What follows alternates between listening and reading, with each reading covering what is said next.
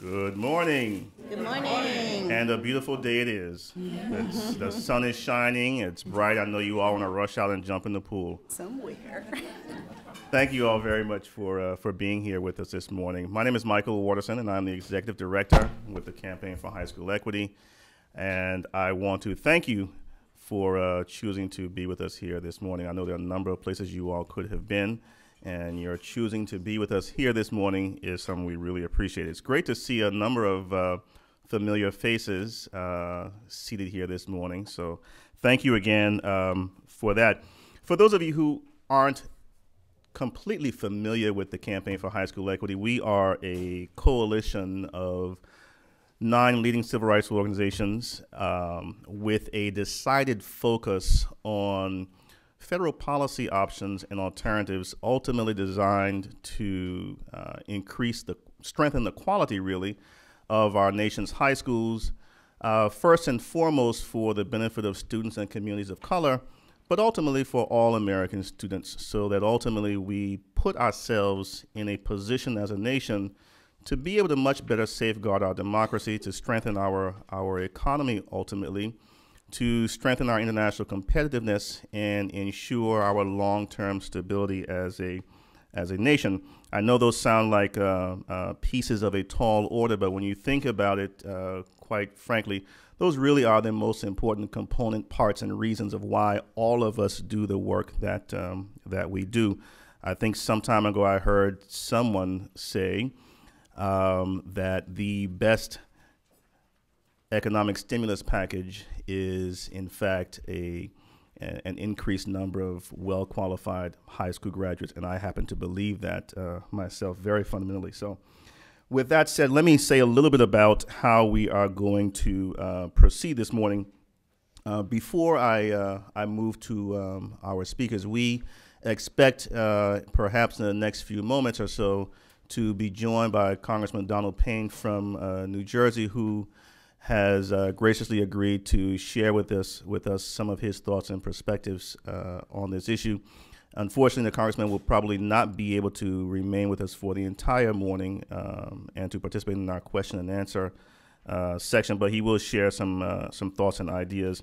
We will then move into our speakers, who will share their individual perspectives on the issue, and then we will open up the floor for all of you to engage our speakers and obviously one another in hopefully a robust and full question and answer session. So before I get started, I also just want to very quickly call your attention to or introduce a few members of the coalition who are here with us this morning.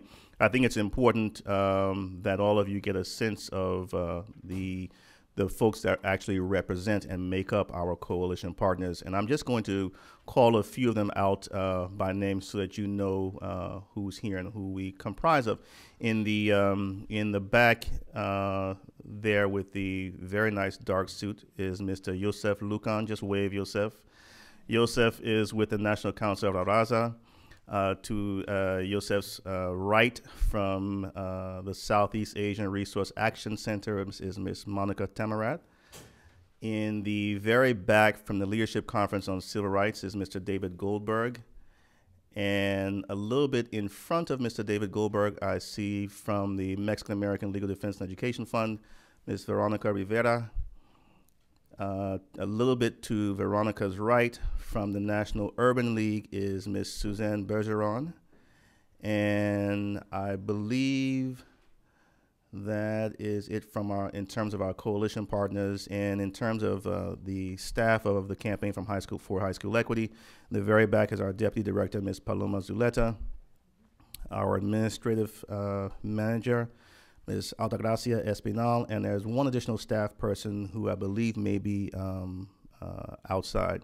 So let me do this then. I'm not going to go through the biographical information of each of our speakers because we've provided that to you in your packets. But safe to say, you know, when we try to do these events, we take very seriously the idea that we need to, as much as possible, involve in these conversations people who are really on the front lines, people who really have a firsthand knowledge and have firsthand experience of whatever the issue area is that we are discussing. And so we had a number of internal discussions about who we thought would make the most sense to help us sort of fully explore this issue this morning, and that's how we came up with this distinguished panel that you see before you this morning.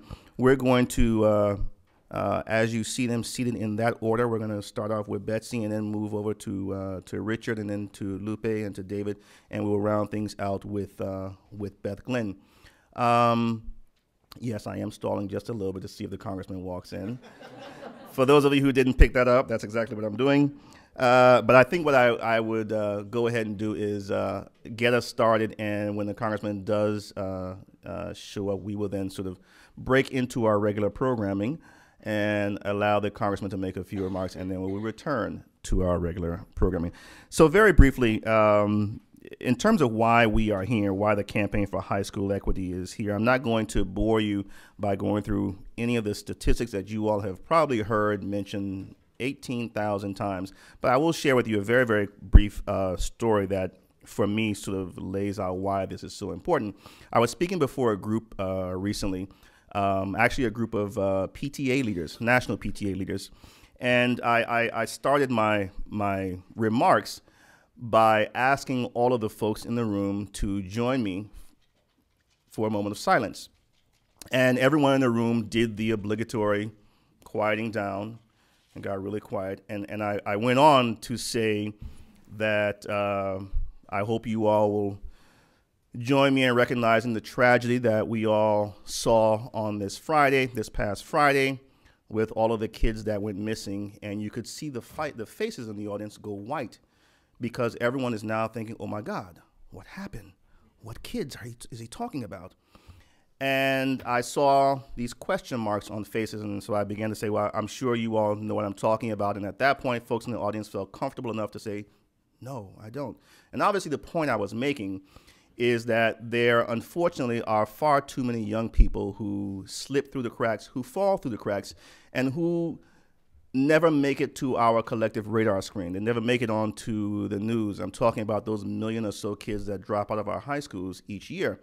And when I explained to the audience what I meant, you could see there was this sort of uncomfortable laughter, because in that moment, we all recognize that we all bear a responsibility to make sure that these young people do not become invisible. And unfortunately, year after year, they do become invisible. And so that's why at the Campaign for High School Equity, we think it's absolutely important that we avail ourselves of every opportunity, every strategy possible, federal, state, and local, to make sure that we increase the quality of high school education for our young people, that we do as much as we can to increase the rates at which students are graduating, especially students of color. And every component part or every strategy, including expanded learning, ought to be thoroughly reviewed and looked at.